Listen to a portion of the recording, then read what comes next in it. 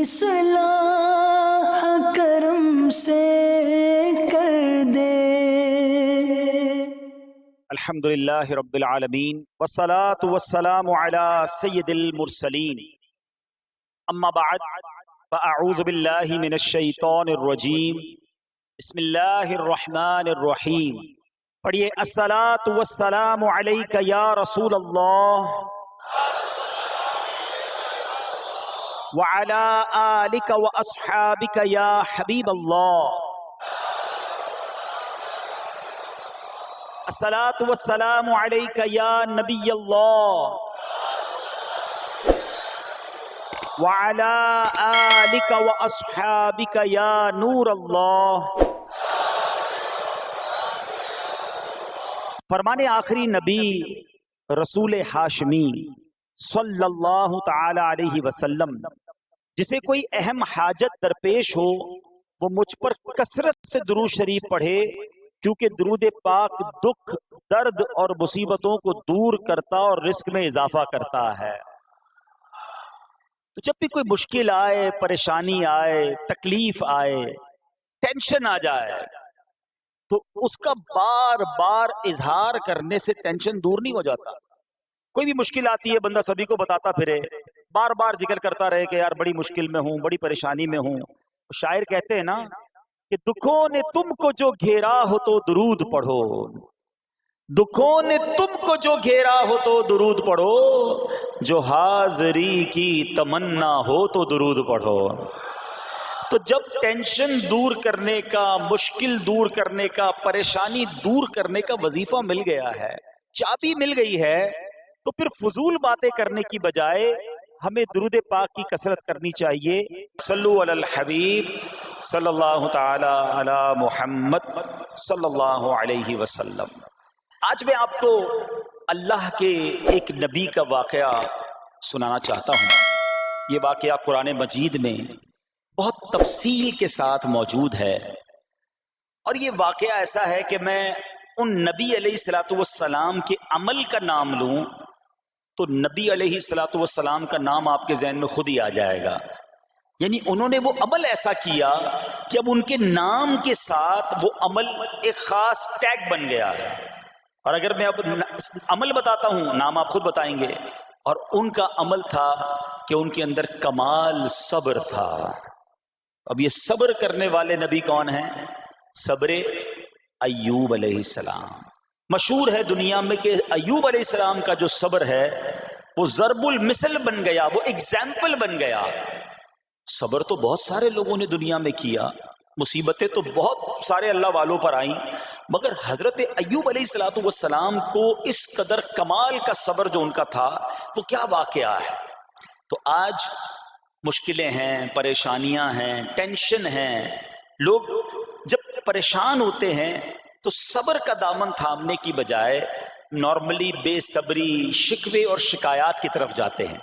تو زندگی میں جب بھی کوئی معاملہ آئے نا، ہمیں اللہ کے کلام کی طرف رجوع کرنا چاہیے، اللہ والوں کی سیرت کی طرف رجوع کرنا چاہیے، اور رب کریم کے جو منتخب ترین بندے ہیں، دنیا کے افضل ترین جو افراد ہیں، وہ انبیاء کرام علیہ الصلوۃ والسلام ہیں۔ تو ہمیں جب بھی کوئی پرابلم آئے، جب بھی کوئی مسئلہ درپیش ہو، پہلے دیکھیں اللہ والوں نے اس موقع پر کیا کیا تھا، قرآن کیا کہتا ہے، حدیث کیا کہتی ہے، تو پھر زندگی میں چیزیں آسان ہو جاتی ہیں۔ تو حضرت ایوب علیہ الصلوۃ والسلام کی سیرت کے بارے میں جانتے ہیں کہ آپ حضرت اسحاق علیہ الصلوۃ والسلام کی اولاد میں سے ہیں، اور ان کی والدہ حضرت لوط علیہ الصلوۃ والسلام کے خاندان سے ہیں۔ اللہ تعالیٰ نے آپ کو ہر طرح کی نعمت سے نوازا تھا۔ آپ حسن و صورت والے بھی تھے، یعنی آپ کو اللہ پاک نے بہت خوبصورت بھی بنایا تھا، اور اللہ کریم نے مال بھی بہت دیا، اولاد میں بھی کثرت دی، یعنی ویل آف لائف تھی، خوبصورتی بھی ہے، مال بھی ہے، اولاد بھی ہے۔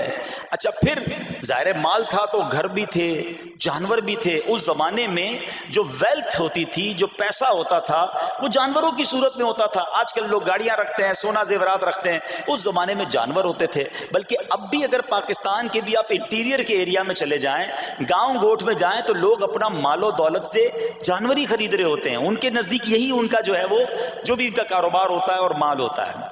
اب آپ پر امتحان آیا، آزمائش آئی. اور وہ آزمائش کیسے آئی کہ پہلے آپ کا مکان گرا اور خاندان کے جتنے افراد تھے اور آپ کے بیٹے تھے، جتنے بھی آپ کے بیٹے تھے نا، وہ سب اس مکان کے تلے دب کر انتقال کر گئے. اللہ اکبر. آپ کو آ کر خبر دی جاتی گئی کہ حضور آپ کا مکان گر گیا ہے، آپ کے بچے دب گئے اور دب کر ان کا انتقال ہو گیا ہے. آپ فرماتے تھے میرا کیا ہے، جس کا تھا اس نے لے لیا. جب تک اس نے مجھے دے رکھا تھا وہ میرے پاس تھا، جب اس نے چاہا اس نے واپس لے لیا. اسی نے دیا تھا نا. تھوڑی دیر بعد خبر آئی کہ آپ کے جتنے جانور تھے، ہزارہا اونٹ تھے، بکریاں تھی، ریوڑ کے ریوڑ تھے، سارے جانور جو ہیں وہ مر گئے.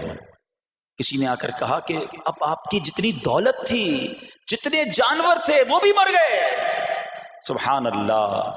آپ اللہ کا شکر بجا لاتے، کہتے یا اللہ جو رب کا تھا اس نے واپس لے لیا، اسی کا تھا، جتنی دیر چاہا میرے پاس رہا، واپس لے لیا اس نے. میں اپنے رب کی رضا پر راضی، میں اس امتحان پر راضی ہوں. اللہ اکبر.